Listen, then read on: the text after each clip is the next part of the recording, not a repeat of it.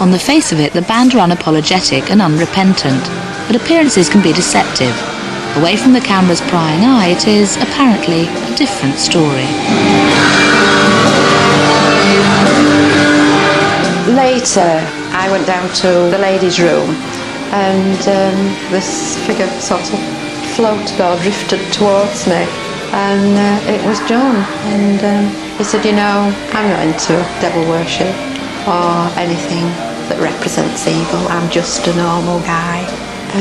He gave me a hug, and then Danny floated in on the scene somewhere, and we all gave each other a hug, which I thought was quite wonderful. Hey, wanneer wordt dit uitgezonden?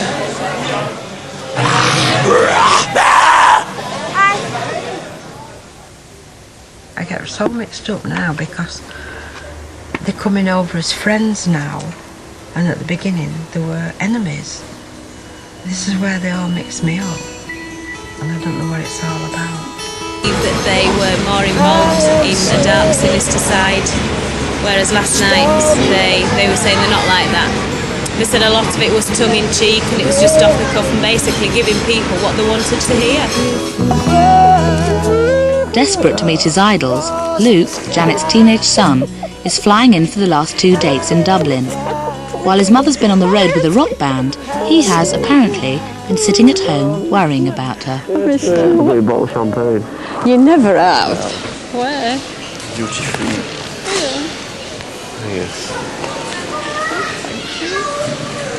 Welcome Les, welcome Danny, Cradle of Filth, here in the studio with us, playing in Dublin tonight as we speak. Not just Lynn, meanwhile, accompanies Danny and Les to a radio interview to witness the Cradle of Filth publicity machine in action. There's a question actually here I can put to you, which actually came in a letter. You may recognise this. This actually came from Kerrang magazine, and you can give us a comment on this. I enclosed an article from March 97's Metal Hammer. While reviewing Curb Dog's single, Danny expresses a wish to starve them, the Irish, of potatoes again.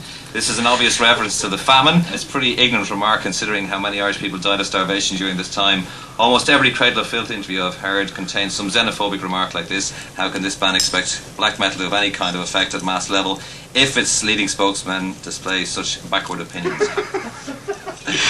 Of course he's absolutely right. I'm a total bigot when it comes to that. No, it's just being sarcastic.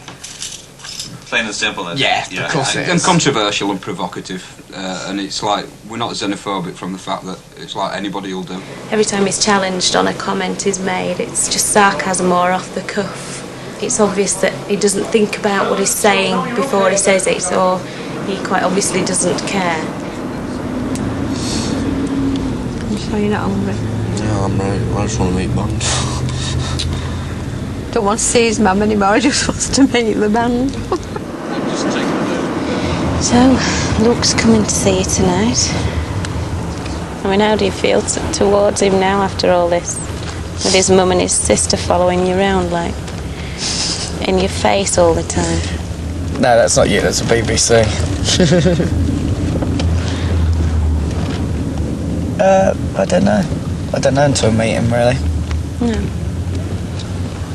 So you don't feel... So what, is he going to be packed off to bed after the show, or is he going to come out on the razz with us? There we go, off the cuff again. Problem Insulting. An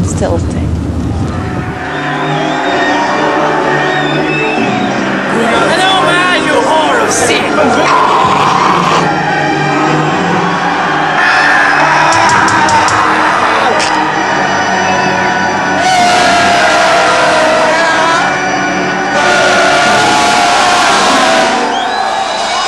To say Luke is excited would be something of an understatement. It's dusk!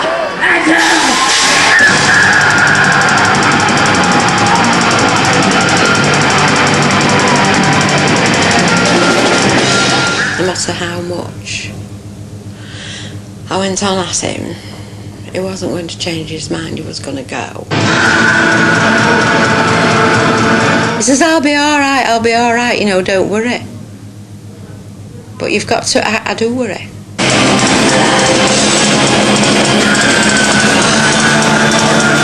I'll never change my mind about him going to gigs, never.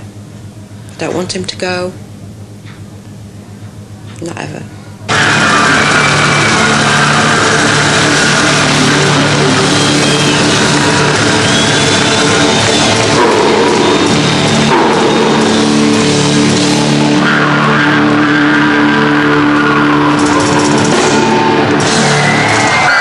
Thank you, and good night. To placate and reassure Janet, Lynn accompanies Luke to the gig and joins him backstage afterwards. We thoroughly enjoyed every minute, and then after the show we went backstage and we met the band. First time face to face. But he went straight over to Danny and they seemed to hit it off. They got on quite well straight away.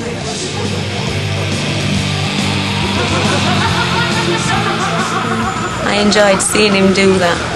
He thoroughly enjoyed that. A lot of hearts opened last night, really. Found the true people inside the evil image. They portrayed themselves to be all this bad and evil and horrific, and they're not so. They're just a bunch of young men that love the mothers just like everybody else. Tea. Very rock and roll. I think we was all expecting it to be a bit of a disaster, you know. Beginning of the week, and we didn't really know what the parent was going to turn out like, did we? Janet and Lynn are, you know, we've got on very well with them. Had it have been the Reverend Parochial who was supposed to be coming along, I think it might have been a bit more aggro, but that's the only thing. It might reflect badly on the band. We weren't nasty enough. Yeah. They have this image, which I suppose to a certain extent they've got to live up to. And I don't suppose they want it on camera that they're just big soppy lads at heart. If it wasn't Luke's mum, it could most probably easily be my mum or anybody's mum, you know. It's, you know... I've got mums. Yeah. You know, and... they don't like the T-shirts either. Yeah, my mum don't like the T-shirts, you know. We've got to turn them inside out and that when they've washed them. To hang them out. Yeah. It's like being on tour with, I don't know. Your auntie or something. Yeah, your aunt. It's dead weird, right? I don't know if a lot of the fans will watch this programme, and maybe it might make some difference on them. They might realise that it isn't what they're really about.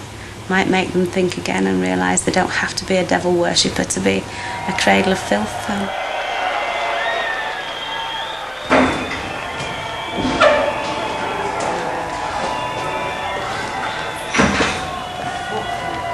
Hello there. Yeah, I can see some of the funny sides to it all now. I can laugh about it now. Well. I might don a black wig and put some fangs in, you know, and become theatrical, you know. And you as well, so got it all off. But I still fear for Luke when he goes to his gigs.